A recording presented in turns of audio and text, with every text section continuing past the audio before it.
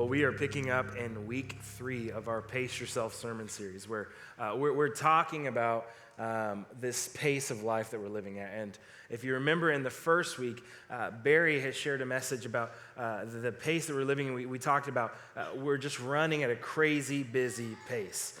American culture and even us Christians in the church, but just in general as a people, we're running at a pace that is so busy that it's unsustainable. It's unsustainable and it's not healthy for us, and we were never designed to run at the speed that we're running at. And I think if you look at culture, we're seeing some of the results of that. And then in week 2, Barry then covered the burden of busyness, and he kind of unpacked this idea of when we run around so busy and so hurried that from one thing to the next, that becomes a burden. And each time we do that, it's just picking up a little bit more. And he started putting the rocks in the backpack. And he shared with us about his moose hunt where he had to carry a half of a moose out of the woods and back to their camp, and how what that did to his body.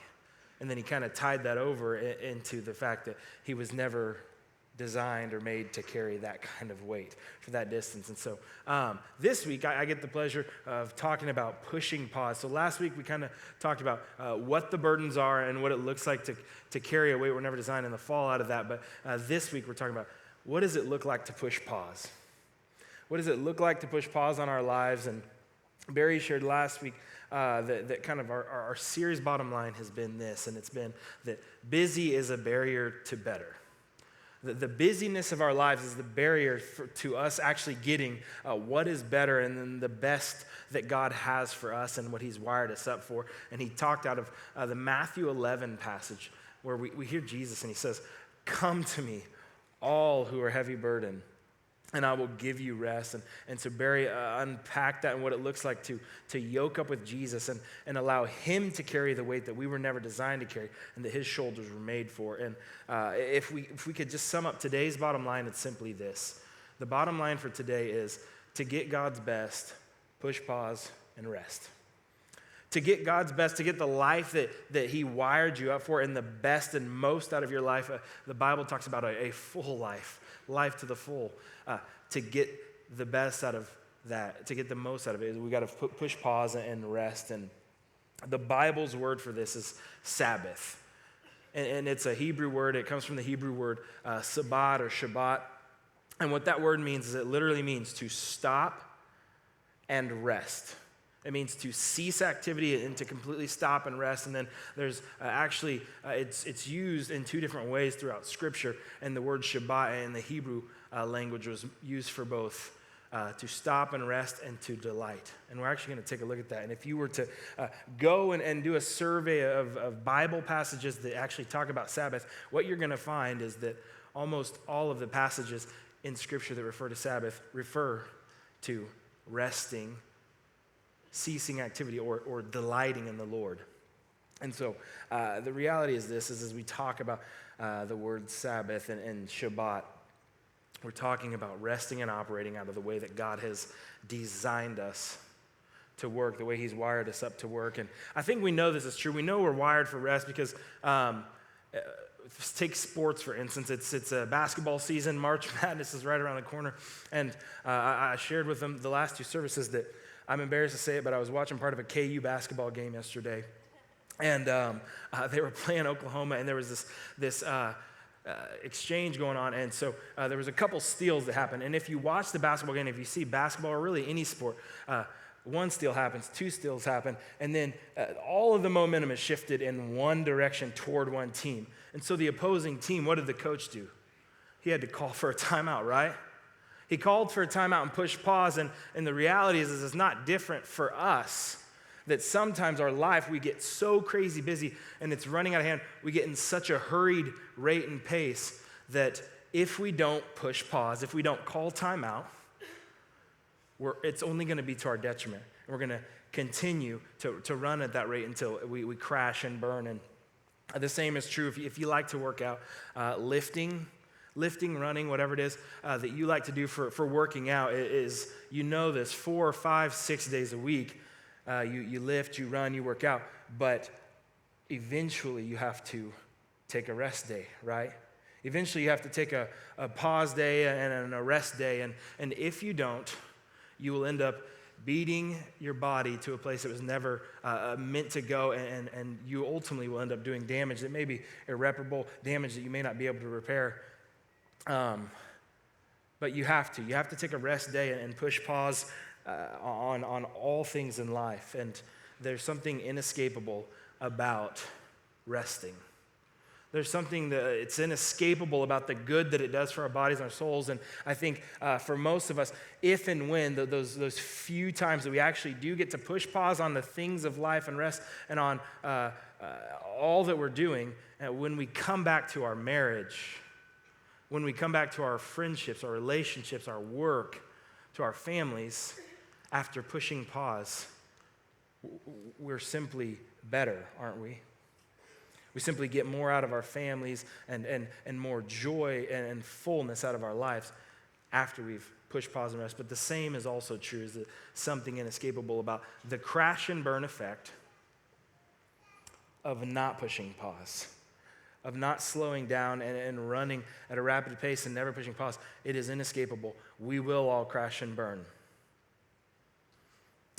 The reality is this, is that we weren't designed to run without rest. And the passage we're going to look at today is from the Old Testament. It's in a book called Isaiah, and it's going to discuss kind of both sides of the scenario. So let's take a look in Isaiah chapter 40, verse 28. It says this: "Have you not known? Have you not heard? The Lord is the everlasting God, the creator of the ends of the earth. He does not faint or grow weary. His understanding is unsearchable. He gives power to the faint, and to him who has no might, he increases strength. Even youths shall fall faint and be weary, and young men shall fall exhausted." He says, youths will be faint and weary, and young men shall fall exhausted. And if you remember this series, bottom line, it's busy is a barrier to better.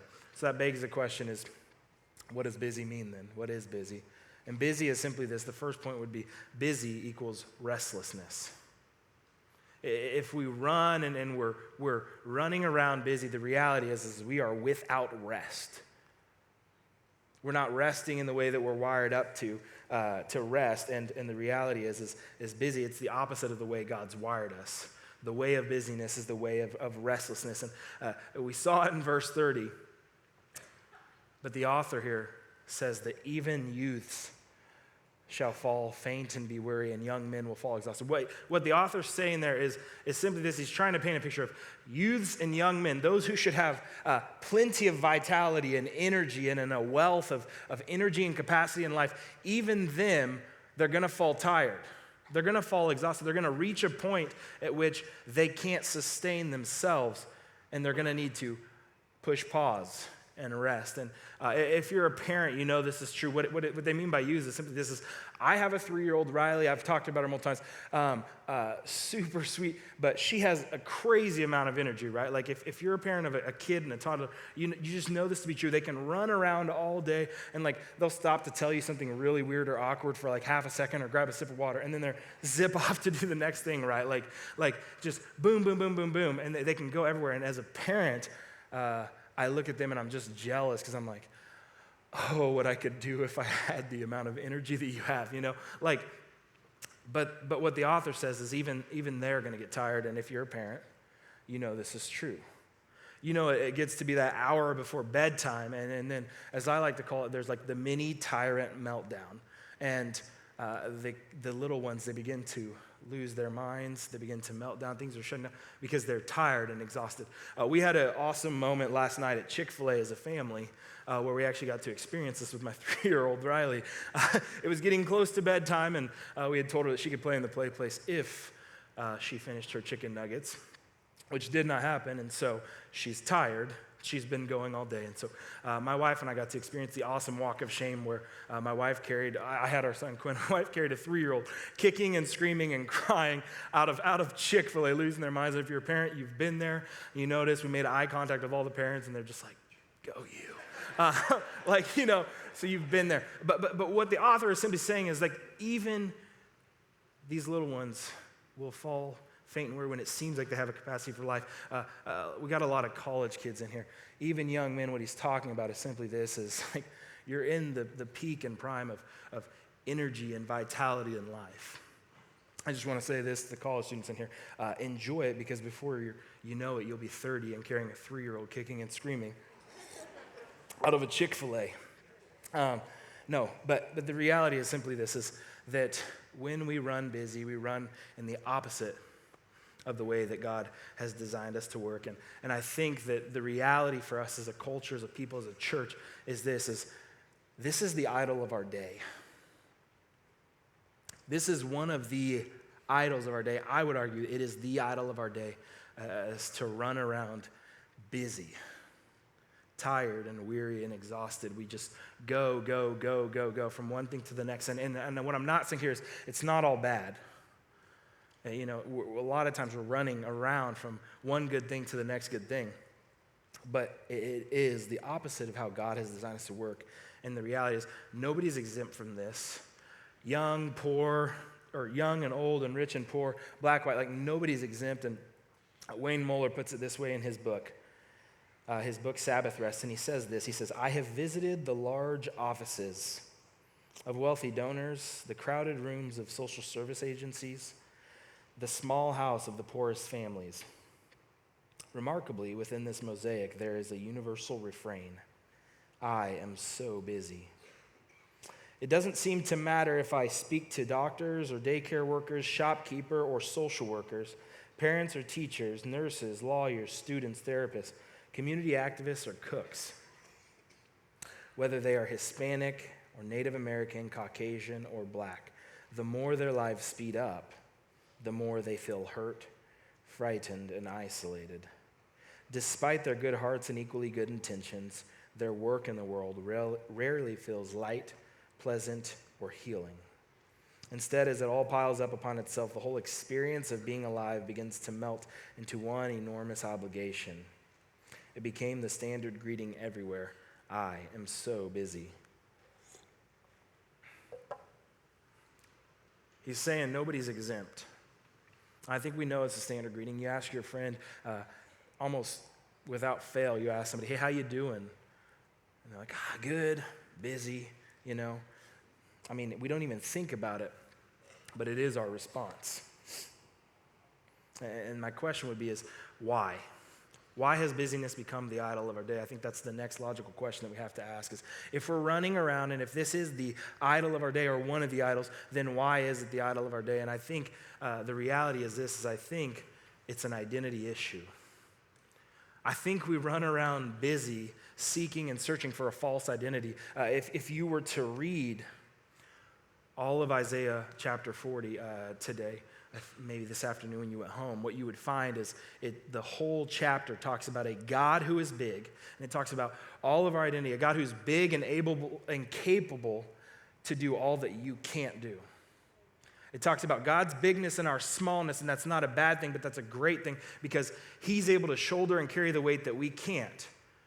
But the reality is I think this has become the idol of our day, and I think it is because we're seeking identity in all of our busyness and things. I think a lot of us are too wrapped up, and we think like this. We might not say it, but it's true, is I'll be more valuable if I just do more. Like I'll be more important if I just make more money and people will know who I am because where there's money, there's recognition. And maybe people will respect me if I can just do everything, if I could just be like God and just do everything. People will respect me more. And that's the issue is we're seeking false identity in all of our busyness. But we know from the passages and from our bottom line is simply, if we're going to get God's best, we have to stop, we have to slow down, and we have to rest. That running around busy and tired and exhausted and weary is not the way that we're going to get rest, and it will become the barrier to that which is better. And the good news is the passage goes on in Isaiah in verse 31, and it says this, "But they who wait for the Lord shall renew their strength. They shall mount up with wings like eagles. They shall run and not be weary. They shall walk and not faint. They who wait on the Lord shall renew their strength." That's that first part of verse 31. And it's just the reality of God's calling us to push pause and to wait on him because it's his strength that's going to sustain us. And when we push pause and we wait on God, he renews our strength for the week, for our families, for our marriages, for our work. And if busy is the barrier to better, the question next becomes, what is better? And better is simply this: better is rest. The better way is the rested way. It's living a life with rest and with Sabbath built into it, and it is the way that God designed us to function. You know, we read in the Bible that we're made in the image of God, and then we also read that in the last day of creation, God creates in the first 6 days, and in the last day 7, the Bible says God rested. We're made in his image, and he rested. We're made for rest. We're made to rest. And the reality, I'm a dude, and so I don't know if you've probably experienced this, but I'm a guy in here, and I have tried to put things together before without using the operator's manual. Like, I'm just criminal at doing this. But I'll see something and be like, you know what, I can put that together. My wife's like, why don't you just read, and it'll actually tell you how to put it together. And I'm like, I got this, babe. It's cool. And so if you've ever done this before, you put it together, and sometimes it works, but for me, oftentimes, once I get it together and I think I've got something assembled correctly, I try to turn it on, or I try to open a door and it like creaks or scratches or whatever. And the reality is I got something wrong. And that thing, even if I got it to kind of work, is never going to work how it was designed to function. It's the same with our lives, though. And what I'm trying to say is this: is when you try to build your life in a different pattern and rhythm than the way God designed you for, no matter how hard you try, it's never going to work. No matter how much you white knuckle it and just try to push on and push through, if you build your life in a rhythm and pattern that God didn't wire you up for, it's never going to work. And eventually, you will crash and burn, because we are designed for Sabbath lives and lives of rest. Just some fun facts about the Sabbath. I've been reading this book kind of as we've gone through this, and it's called The Ruthless Elimination of Hurry by John Mark Comer. Phenomenal book. You should give it a read. But in that book, he actually talks about a study that they did, and a study that was done about the happiest people in America. Happiest people in the world. And what they found was there was this little religious Christian sect group of folks who were toward the top of the list called Seventh-day Adventists. And so these are a group of people who they are like Old Testament Hebrew, like religious about the Sabbath and keeping Sabbath rest. And so they actually take a whole day of their week and they push pause on life, and they just don't do anything. And what the study found was they were toward the top of the list and the happiest people in the world. The other part that the study found was that on average, within this little group, religious group, the average life expectancy was 10 years more than that of the average American.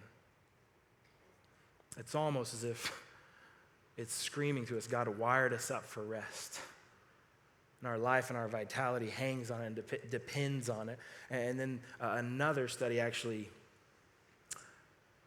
showed it was on workplace productivity.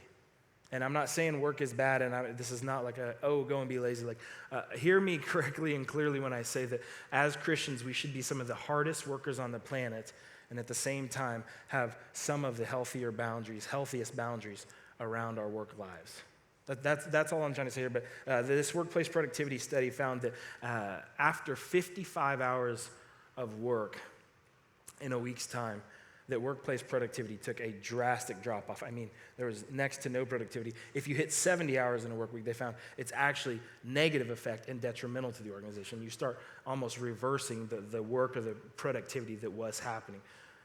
Now, if you take 55 hours and you break that out, that essentially adds up to somewhere between 5 and 6 days worth of work.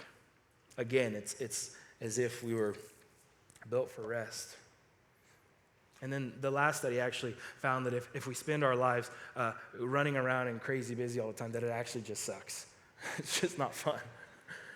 It's science. No, but seriously, like the reality is this, is that you know it and I know it, that when you spend your life running around crazy busy, And running from one thing to the next, whether they're good, whether it's church thing, or sports, or kids, or whatever, to work, when you don't take time to pause and rest, even in doing all that stuff, and there could be so much good wired into it, you're exhausted. You don't enjoy it.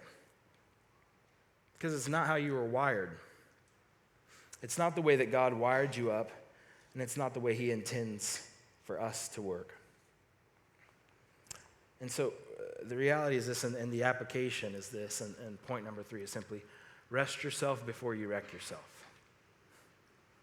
Right? Like you actually need to push pause and rest yourself before you wreck your life. And here's the thing about wrecking your life and not resting and continuing on this cycle of insane busyness is, here's what happens is when you go to that point and you do end up wrecking yourself, the wreckage and the fallout falls on who? Those closest to you, right? It falls out on your marriage, it falls out on your children, it falls out on your relationships and in your workplace.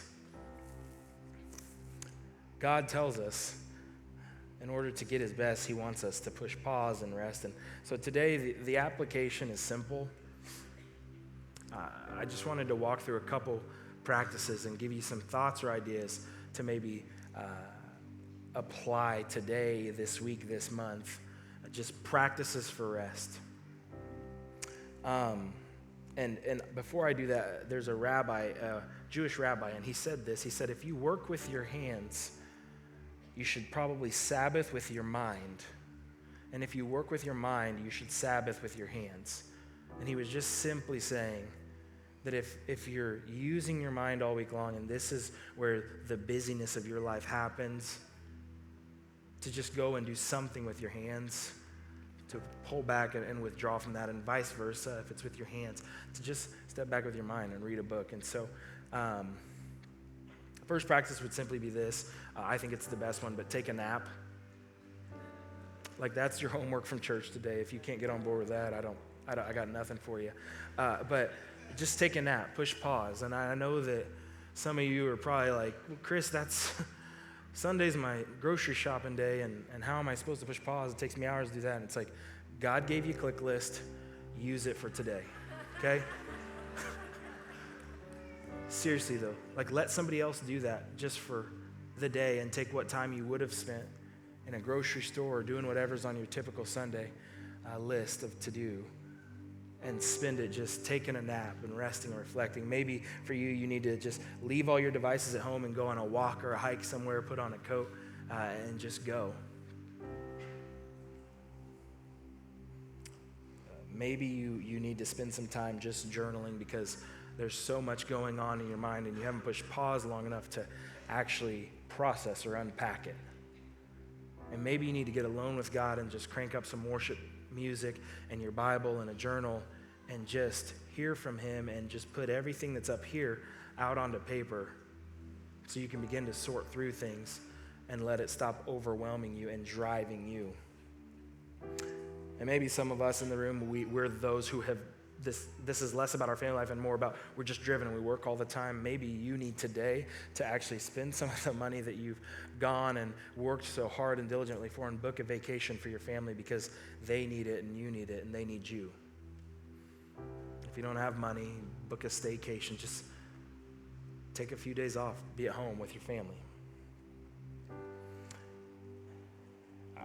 I think, as I pointed out at the beginning of the message, this idea, this word Sabbath, it means rest and delight. And we're supposed to rest. We've got to push pause and rest.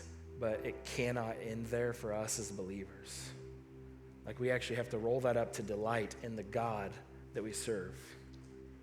So we've got to rest, but we've also got to delight in God, who's the sustainer and renewer of our strength, who teaches us to rest, who's wired us up for that. We have to delight in him as well. Give thanks to God. And my question is how might our church change? How might your marriage change? Your family? How might it be impacted or affected if we actually took this serious as believers and followers of Jesus, made in God's image, God who rested, if we actually got serious and we worked this in to the regular rhythm of our lives. Like, what would change about your work week if every work week you actually took a day, half a day, and just practice resting?